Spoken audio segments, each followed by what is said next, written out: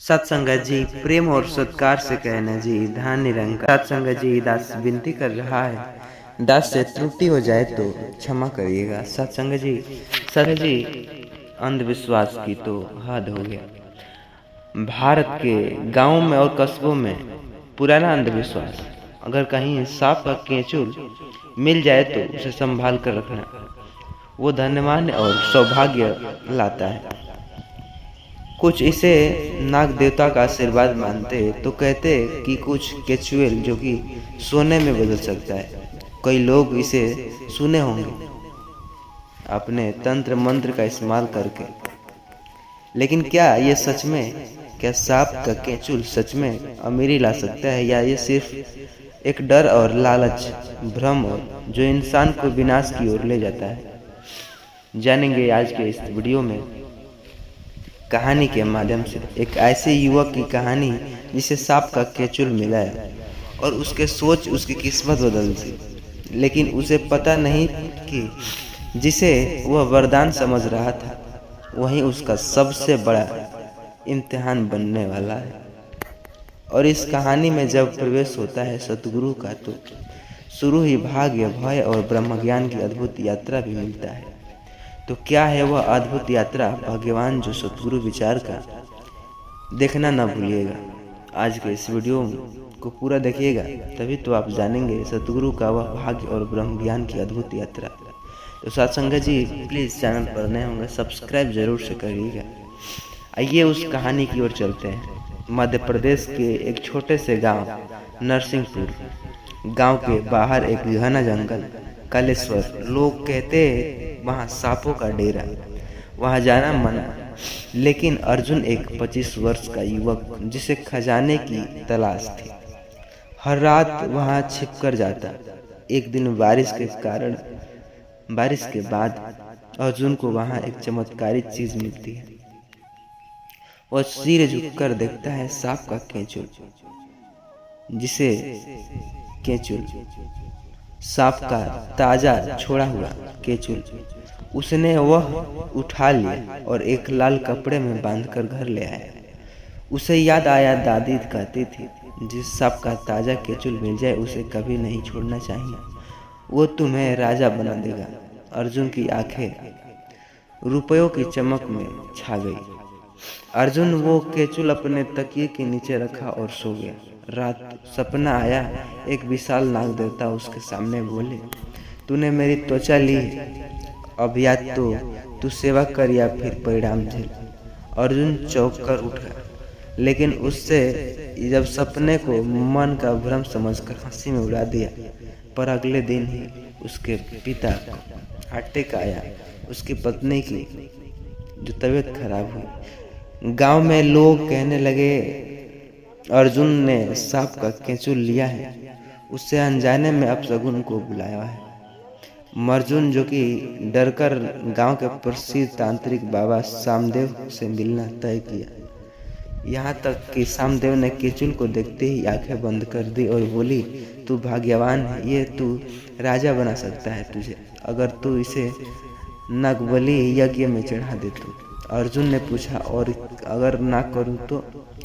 बाबा बोले, ये तो तुझे खा कर ही जाएगा, सांप तेरा अपना लोभ लालच देगा। अर्जुन उलझ गया। उसने तय किया वो यज्ञ करेगा, धन कमाएगा। अर्जुन ने सामदेव बाबा की सलाह मानी। यज्ञ की रात जो गांव में अजीब घटनाएं घटी। डर के मारे कुत्ते रात को भौंकते, चीले मंडराते। अर्जुन के चारों तरफ काली साया फैली थी। सुबह जैसे ही यज्ञ समाप्त, अर्जुन के खेतों में खुदाई करते समय लोहे का संदूक मिला, जिसमें अनगिनत पैसे और पुराने नोटे से भरी एक सोने के सिक्के भी थे। अर्जुन चिल्लाया, मैं बन गया करोड़पति। गांव में फिर अफवाहें उड़ी, देखो सांप का अर्जुन केचुल कितनी भाग्यशाली बना डाला। अर्जुन अब पैसों के नशे में डूब चुका था। वो रोज नए कपड़े पहनता, महंगी शराबें पीती, दोस्तों के साथ पार्टी। लेकिन कुछ ही साथ उसकी माँ बीमार पड़ी, भाई एक्सीडेंट में घायल हुआ। अर्जुन को रात डरावने सपने आए। एक रात उसे सपना आया, नागदेव बोले, तेरे पैसे का मूल्य तेरी त्वचा का नहीं, अब तेरा विनाश तो निश्चित ही होगा। अब या तो छोड़ देगा तो फिर सब कुछ खो बैठेगा। अर्जुन चीख कर उठा। अर्जुन की हालात देखकर उसकी बचपन की दोस्त रेखा, जो सूर्य निरंकार मिशन से जुड़ी हुई थी, उसे सत्संग ले गई। वहाँ मंच पर संत कह रहे थे, जिस चीज को तू चमकती देख समझ रही है वो भ्रम हो सकता है। नाग देवता स्वयं तुम्हारे संतुलन को प्रतीक मानते हैं, पर क्या सत्य है दिखते हैं लालच की और यज्ञ के माध्यम से धनवान दिलाने की देवता। अर्जुन रो पड़ा। उसे एहसास हुआ, मैंने एक खाल को भगवान बना दिया। लेकिन असली चमत्कार सेवा, प्रेम और कृतज्ञ में है। अर्जुन ने घर लौटकर वह केचुल नदी में बहाया, जिसकी बाकी धन गांव की करीब विधवाओं को, अन्य जो कि अनाथों बच्चों की मदद में लगा दी। धीरे धीरे अर्जुन की माँ स्वस्थ हुई, खेत दोबारा उगा, हरे भरे हुआ, मन शांति रहने लगा। अब वह हर रविवार सत्संग करता। 5 साल बीत चुके थे। अर्जुन अब खुद फसल सामाजिक उद्यम बन चुका था। उसने एक NGO शुरू किया, नागनंदन सेवा केंद्र भी चलाता, जहां बच्चों को शिक्षा, खाना और ब्रह्म ज्ञान दिया जाता। गांव के लोग अब अर्जुन को सम्मान देने लगते। बाबा अर्जुन कहते, जब कोई पूछता, भैया आप कितने पैसे कमाते हो? इतना कि जो सबको संतुष्ट कर सके।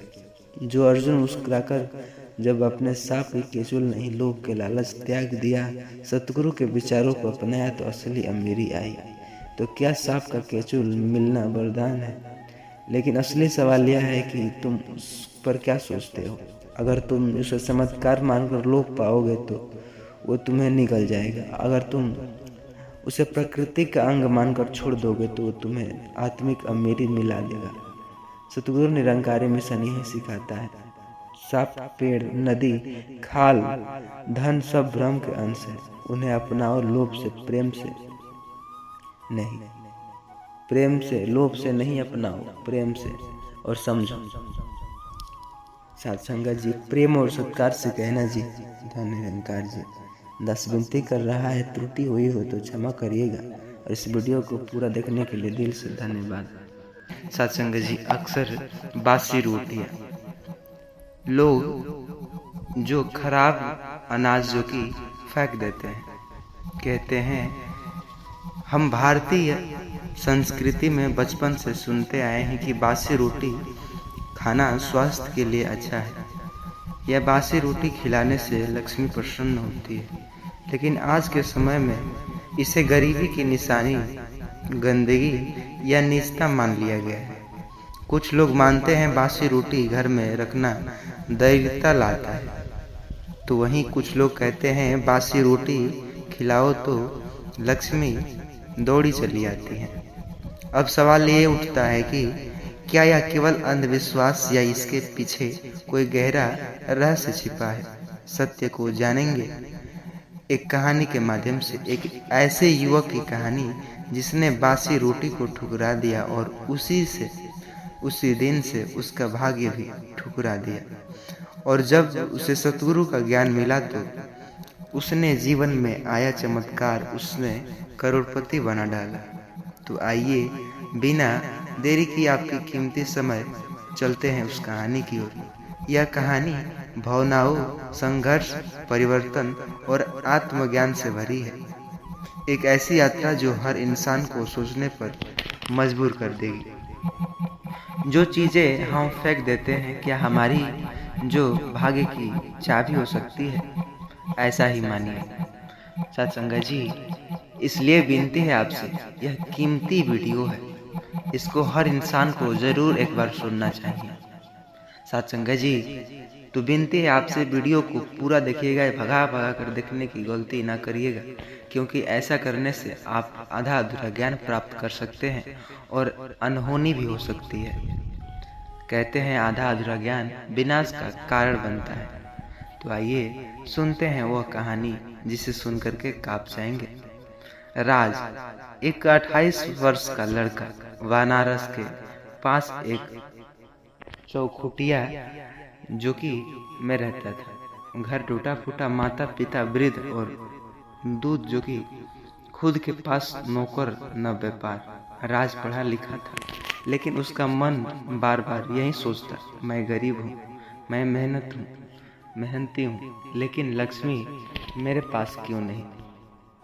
उसकी माँ, जिसे सब कुसुम अम्मा कहते थे, वह हर उसे प्यार से कहते, बेटा खाली पेट मत जाओ, आज सुबह की बची रोटी बासी खा लो।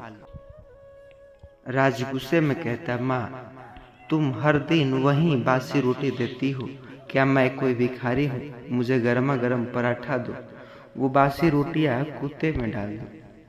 एक दिन जिस सुबह गांव में एक फकीर आया, जो फकीर हर घर में जाकर कहा, जिस घर में बासी रोटी की इज्जत है वहाँ लक्ष्मी ठहरती है। राज ने सुना, हंस पड़ा, फकीर बाबा ये क्या 21वीं सदी के अब बासी रोटी कोई खाता है क्या। फकीर ने मुस्कुराकर कहा, बेटा जिसे तू सड़ा समझता है वह तेरे भाग्य का अंकुर है। लेकिन राज ने यह दिन जो वही किया, बासी रोटी नाली में बहा डाला। उसी शाम राज की जो व्यापारी धंधे थे सब बंद हो गए। धीरे धीरे घर में पैसा और तंगी बढ़ती गई। राजा हर दिन बेरोजगार और ताना सहता रहा, शहर जाकर भीख मांगने तक मजबूर हो गया। एक रात भूखा प्यासा वो घाट के किनारे पर बैठा था, तभी वहां एक वृद्ध महिला आई। हाथ में मानो बासी रोटी थी, वो रोटियां चुपचाप पानी में बहा रही थी।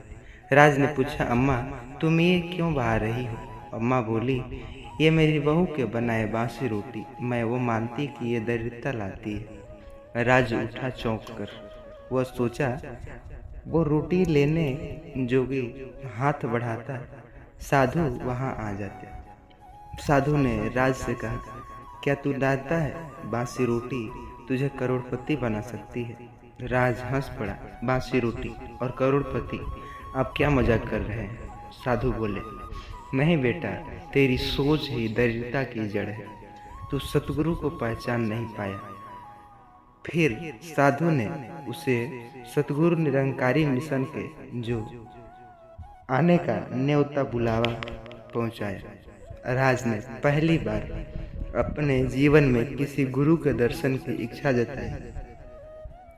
सत्संग बाबा हरदेव सिंह जी महाराज के शब्द गूंज रहे थे, बासी रोटी अन्न का अपमान करना, दरिद्रता नहीं लाती बासी रोटी, परंतु बासी सोच अवश्य लाती है। जब तक तुम अपने अन्न को, अपने माता पिता के श्रम को नहीं समझोगे, तब तक तुम्हें करोड़ों रुपए भी मिल जाएंगे, वो छीन जाएंगे। राज भीतर से जो हल्का हो, उसे एहसास हुआ, मैंने अपने भाग्य की जो रोज कूड़े में फेंक रहा रोटी भाग्य बदल सकता हूँ। राज ने उसी दिन से संकल्प लिया, मैं अब बासी रोटी नहीं फेंकूंगा, मैं उसकी इज्जत करूंगा, मैं अपने कर्म से ब्रह्म से जुड़ूंगा। अपने गांव लौटकर माँ से माफ़ी मांगा। राज ने एक नया बिजनेस शुरू किया, बासी रोटी बैलेंस जो होता है ना, बैंक बैलेंस, वैसे ही बासी भोजन बैंक बनाया, जहाँ लोग बासी रोटी, बासी खाने योग्य भोजन देकर गरीबों को भोजन करा देते।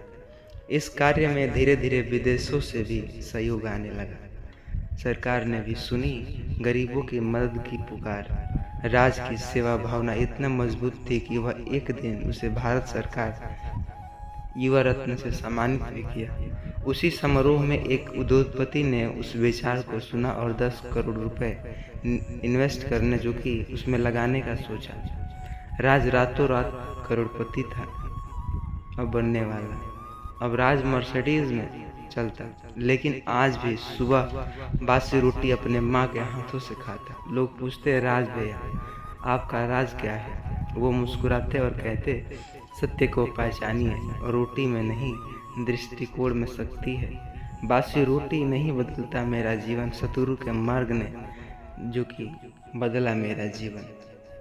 कहानी निष्कर्ष इस प्रकार निकालती है कि हम चेतावनियाँ को देख करके अक्सर अपना राय मोड़ लेते हैं। हम चीज़ों को देखकर अपना उनका मूल्य आंकते हैं, लेकिन सतगुरु सिखाते हैं हर वस्तु में, हर कर्म में, हर पल में परमात्मा जो कि बेरजमान वास है। बासी रोटी कोई चमत्कारी वस्तु नहीं, लेकिन जब उसे उस प्रेम के अमृत जो कि कृतज्ञता से ग्रहण करे तो वह हमारे आत्मा को अमीरी तक पहुंचा सकता है। अंतिम संदेश यह देना चाहूँगा, गरीबी की वस्तुओं में नहीं सोच में होती है, और अमीरी पैसे में नहीं परमात्मा से जुड़ी हुई होती है। जिस दिन तुम अन्न को बासी समझना बंद करो, उसी दिन भाग्य तुम्हारे द्वार पर खड़ा मिलेगा। इस सत्संग जी, प्रेम और सत्कार से कहना जी, धन निरंकार जी। यह वीडियो आपके दिल को छू ली होगी तो चैनल पर नए होंगे सब्सक्राइब करिएगा और वीडियो को लाइक करिएगा। इसे ज़्यादा से ज़्यादा मित्रों के साथ व्हाट्सएप के जरिए शेयर ज़रूर करिएगा, ताकि हर